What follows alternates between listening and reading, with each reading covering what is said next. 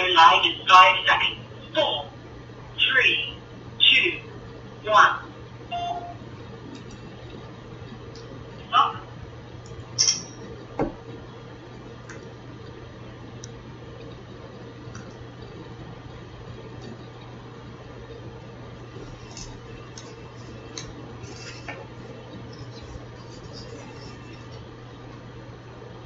And welcome aboard. I am Robert Cardozo. You're listening to the intersection of business and politics right here on Robert Cardozo Live, where I do an honest, unbiased analysis of the issues confronting you today that affect the decisions that you're going to make for both your personal and your business life. I come to you Monday through Friday from 4 p.m. to 6 p.m. Pacific Time on Spreaker Radio, Blog Talk Radio, MyCast, Live Radio, and countless terrestrial stations worldwide. I also broadcast on Roar 1776 Radio every Friday from 4 p.m. to 6 p.m. Please follow me on Facebook, Twitter, LinkedIn, and Google+, and also YouTube, where you can listen to all of my shows 24/7. Go to my website at www.robertcardozolive.com for archives of both my radio and television shows. You can also access my show live right from my website simply by clicking on the icon labeled Listen Live. Email me at robertcardozolive@gmail.com. It's where I get the emails I deal with here on the show. And you can call into my show if you want to comment or just engage me in conversation about anything. You can dial directly into the studio at 909-545-6516. Again, that number, 909-545-6516. Now, on today's show, we're going to discuss what's in the news, new legislation the IRS loses, and I'm going to answer your emails just like I always do. Today, my expert contributor is going to be David Garrett on the law, and my special guest will be Sean LaFave with his ongoing series, Geared for Wellness. But right now, I want you to know that at 4:02 p.m. Pacific Time, it is currently 75 degrees here in the heart of the Inland Empire in sunny Southern California. But you know what? Right now, let's deal with the news. I've encapsulated this so we can deal with a lot of things that are going on. In that way, we can cover a lot of stuff in a very short period of time, and you can talk to your neighbors, your friends, your peers, people you work with or work for, and they'll know that you know what's going on in the world today. Now, first off, ready to run. Clinton to announce a 2016 bid on Sunday. Hillary Rodham Clinton will end months of speculation and launch her highly anticipated 2016 presidential campaign on Sunday, skipping a flashy kickoff rally in favor of conversations with voters about the economic needs of middle-class families in the next generation. Clinton, the former First Lady and Secretary of State who lost the 2008 nomination to Barack Obama, will begin this time by courting voters in living rooms and cafes in early voting states. If victorious in 2016, she would become the nation's very first female president. The first official word of her candidacy will come in a video posted on social media and to supporters online, according to two people familiar with her plans. She will then turn to states such as Iowa and New Hampshire, looking to connect directly with voters in small, intimate settings. The people familiar with her plans spoke on condition of anonymity because they were not authorized to discuss them publicly. Clinton has offered glimpses in recent speeches of why she will again seek the White House. Another preview came Friday in the epilogue to the paperback version of her 2014 book, Hard Choices. You know what? Time will come. It looks like she's going to go unopposed by the Democratic Party, but she's going to have plenty of opposition from the GOP hopefuls coming up. We've got two. Soon we'll have, I'm going to guess, somewhere between 15 and 20 GOP hopefuls that would like to run for president. It's not going to be a walk in the park for Hillary Clinton. GOP hopefuls give the NRA event an earful on Hillary Clinton. The prospect of Hillary Rodham Clinton's imminent presidential campaign dropped like a gift from the heavens at the National Rifle Association's annual convention today. A succession of potential Republican presidential rivals slung criticism and cracked jokes about the Democratic candidate-to-be, and NRA leader Wayne LaPierre, never given to understatement, predicted doom for the nation if she should win. Hillary Rodham Clinton will bring a permanent darkness of deceit and despair forced upon the American people to endure, LaPierre said. The NRA Executive Vice President and CEO vowed that the powerful gun lobby would stand shoulder to shoulder to prevent her from becoming the next president. Clinton plans to announce her candidacy for the Democratic nomination on Sunday. Many speakers at the NRA convention took the opportunity to say something about it. Is this the Ready for Hillary gathering?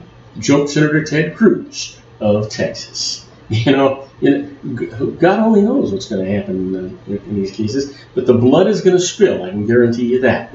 Here's one for you. A man was shot by police, had much to celebrate in recent months. Yep, we're talking about North Charleston, South Carolina. Less than 2 months before he was killed, Walter Lemire Scott turned 50 and wanted everyone around him to join in the celebration. It was February, and Scott's family had taken him to dinner at a Japanese steakhouse.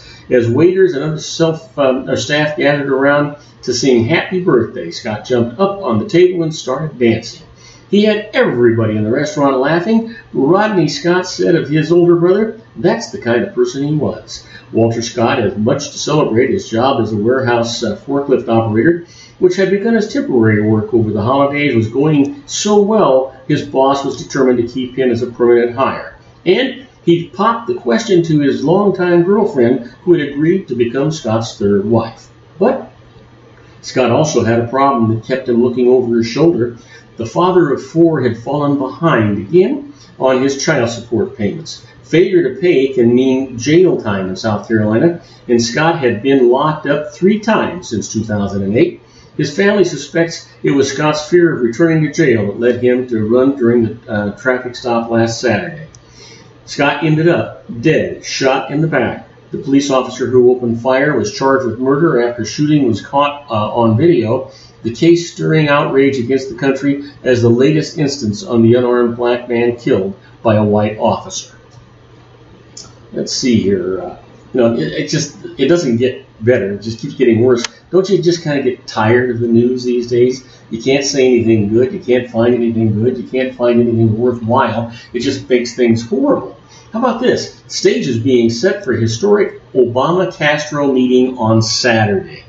Panama City, President Barack Obama and Cuban President Raul Castro moved toward a groundbreaking meeting on the sidelines of the Summit of the Americas today I should say, in what would be a remarkable display of reconciliation between 2 nations with the leadership of the Western Hemisphere gathered around them.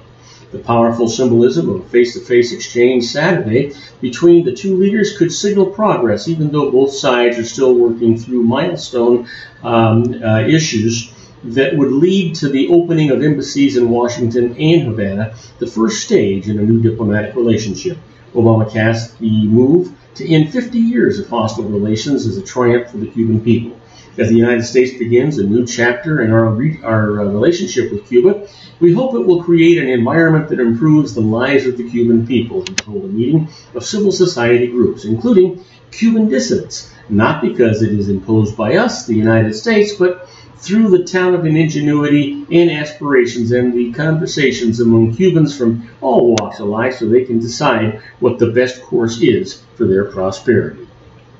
Now, don't go away. When we come back, I've got more news for you. We're going to talk about the 2 women killed in Illinois tornadoes, and they were neighbors and friends. So we'll be right back. Don't go away.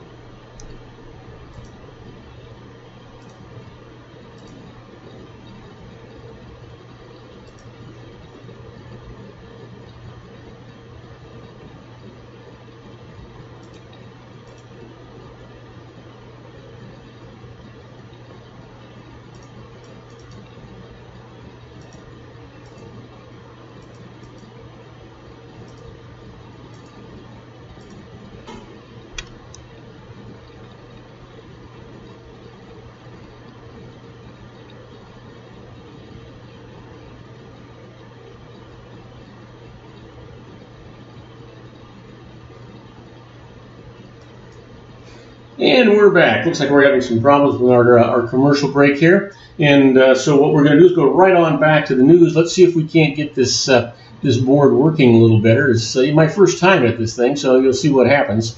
And that doesn't seem to be working, so we'll find out what the heck is going on when it comes to this doggone thing working. I don't know why it's not. I have no doggone idea. But in any event, we've got to get it working in some way. But let's go ahead and deal with the news, and then we'll come back to it. The 2 women killed in Illinois tornadoes were neighbors and friends. This comes from Fairdale, Illinois. 2 women killed by a devastating tornado system that barreled through northern Illinois shared a friendship, favors, and ultimately a neighborhood that turned out to be a prime target of a twister that also leveled much of their rural hamlet. Jacqueline Closa, 69, was found this morning in the rubble of her Fairdale home, not far from where Geraldine Schultz, 67, died Thursday night when the tornado bore down on their neighborhood. The storm cut through the region about 80 miles west of Chicago, injuring more than a dozen rippling buildings and their foundations. Schultz, known as Jerry, and remembered by neighbors in the community of about 150 people as kind-hearted, hosted annual Christmas parties, and made a point of driving Kiosa to clinics for medical treatment. Kiosa, known as Jackie, was described by friends as a friendly and quick-witted woman who spoke her mind.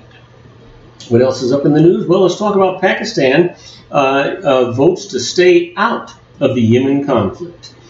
Pakistan's parliament voted unanimously today to stay out of the Saudi-led air campaign targeting Shiite rebels in Yemen, offering instead to mediate a solution to a blow to the Saudi Arabia's attempts to build a Sunni front in an increasing sectarian conflict. Pakistan's decision is unlikely to greatly affect the Saudi-led coalition's military capabilities, but it was an embarrassment to the kingdom from a traditionally close ally, now reluctant to get pulled into the conflict that is threatening to escalate into a new proxy war between Saudi Arabia and Iran. Saudi Arabia had been seeking to expand the coalition made up of fellow Gulf nations as well as Egypt and Sudan, which has waged a nearly 3-week campaign of airstrikes against the rebels known as Houthis, and is reportedly considering a ground incursion at the same time. Shiite reportedly considering a ground incursion powerhouse in Iran, which backs the Houthis, also lobbied Pakistan and other Sunni nations to back a ceasefire and a negotiated end to the conflict. Now let's see here. I think that what we're going to do is I'm going to continue to see what I can to get this commercial going for us. I don't understand why, I don't understand it because it's a whole brand new system for me. We're going to try and get this thing running again, and that's not working. I don't understand why that's not working. The equalizers are on, everything is going, everything seems to be working properly.